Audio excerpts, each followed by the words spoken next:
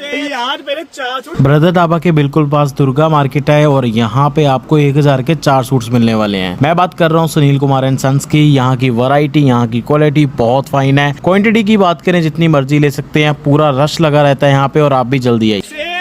Cell है यार मेरे 4 सूट। हाँ जी यार मेरे 4 सूट 250 रुपए सूट, बड़ा ही शानदार गर्मियां वास्ते बहुत ही टॉप आइटम। 250 रुपए लगी है सेल, 250 रुपए अंबासडर सुनील कुमार संस ते एक तो अधिक चढ़ते डिजाइन।